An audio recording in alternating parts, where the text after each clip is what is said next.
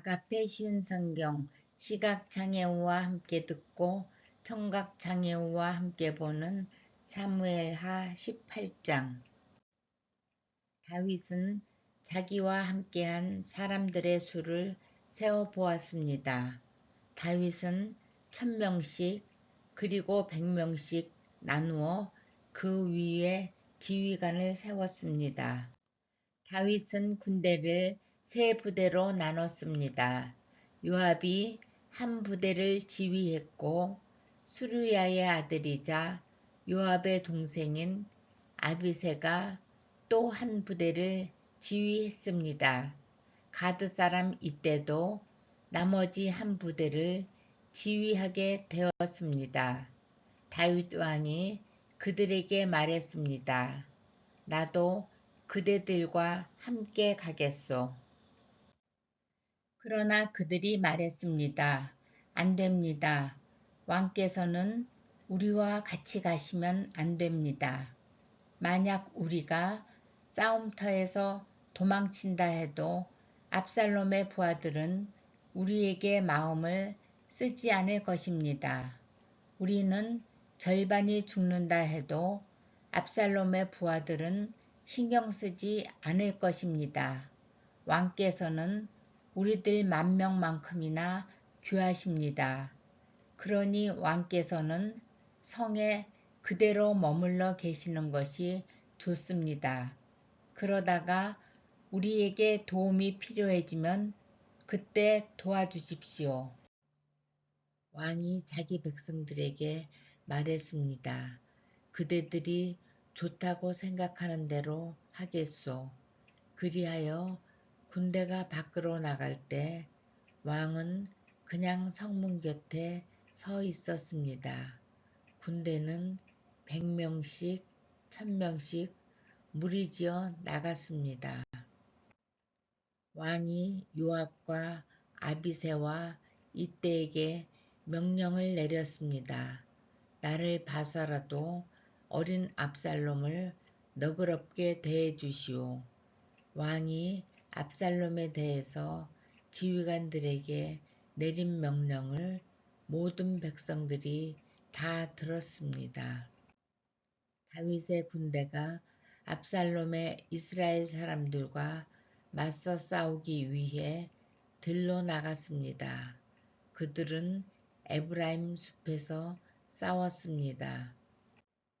이 싸움에서 다윗의 군대는 이스라엘 사람들을 물리쳐 이겼습니다. 그날에 죽은 사람만 해도 무려 20,000명이나 되었습니다. 싸움이 나라 전체에 퍼졌지만 그날 숲속에서 도망치다 죽은 압살롬의 부하들은 칼에 맞아 죽은 사람보다 더 많았습니다. 그때에 압살롬은 우연히 다윗의 군대와 마주쳤습니다. 압살롬은 노새를 타고 있었는데 마침 달리던 그 노새가 커다란 상수리 나무 아래로 지나가게 되었습니다. 그 나무의 가지들은 매우 굵었습니다. 노새를 타고 달리던 압살롬의 머리가 그만 그 나뭇가지에 걸리고 말았습니다. 노새는 그래도 그냥 달려갔습니다. 그래서 압살롬은 나뭇가지에 걸린 채 공중에 매달리게 되었습니다. 어떤 사람이 그 모습을 보고 요압에게 그 사실을 이야기했습니다. 압살롬이 상수리 나무에 매달려 있는 것을 보았습니다. 요압이 그에게 말했습니다. 내가 압살롬을 보았느냐? 그렇다면 왜 죽여서 땅에 떨어지게 하지 않았느냐? 그렇게만 했다면 너에게 은 10개와 띠 하나를 주었을 것이다. 그 사람이 대답했습니다. 제게 은 1000개를 준다 해도 왕자를 해치고 싶지 않았습니다. 우리는 왕께서 장군님과 아비새와 이때에게 내리신 명령을 들었습니다. 왕께서는 어린 압살롬을 해치지 않도록 조심하라고 말씀하셨습니다. 만약 내가 왕의 명령을 듣지 않고 압살롬을 죽였다면 왕께서는 반드시 그 사실을 알아내셨을 것입니다. 그때에는 장군님도 저를 보호해 주지 않으실 겁니다. 요압이 말했습니다. 여기에서 너하고 이러고 있을 시간이 없다. 요압이 압살롬에게 달려갔습니다. 압살롬은 그때까지 아직 산 채로 나무에 매달려 있었습니다. 요압은 창 세 자루를 집어들어서 압살롬의 가슴을 꿰 뚫었습니다. 그걸 보고 요압의 무기를 들고 다니는 젊은 군인 10명도 모여 압살롬을 둘러쌌습니다. 그들은 압살롬을 쳐 죽였습니다. 그리고 나서 요압은 나팔을 불었습니다. 그러자 다윗의 부대들은 압살롬의 군사들을 뒤쫓는 일을 멈추었습니다. 그 후에 요압의 부하들이 압살롬의 시체를 가지고 갔습니다. 그들은 그 시체를 숲속의 커다란 구덩이에 던져놓고 나서 구덩이를 수많은 돌로 메워버렸습니다. 압살롬을 따르던 모든 이스라엘 사람들은 집으로 도망쳤습니다. 압살롬은 죽기 전에 왕의 골짜기에 한 기둥을 세워 자기를 스스로 기념한 일이 있습니다. 압살롬은 내 이름을 전할 아들이 내게는 없다는 말을 했습니다. 그래서 압살롬은 자기 이름을 따서 그 기둥을 세웠습니다. 오늘날에도 그 기둥은 압살롬의 기념비라고 부릅니다. 사독의 아들 아히마아스가 요압에게 말했습니다. 달려가서 다윗 왕에게 이 소식을 전하겠습니다. 여호와께서 원수를 무찔러 주셨다고 왕에게 전하겠습니다. 요압이 아히마아스에게 말했습니다. 안 된다. 오늘은 이 소식을 전하지 마라. 다른 날에도 이 소식은 전할 수 있으니 내가 오늘 이 소식을 전하지 마라. 왜냐하면 왕자가 죽었기 때문이다. 그리고 나서 요압은 어떤 구스 사람에게 말했습니다. 가거라. 가서 왕에게 내가 본 대로 말씀드려라. 구스 사람은 요압에게 절을 하고 다윗에게 달려갔습니다.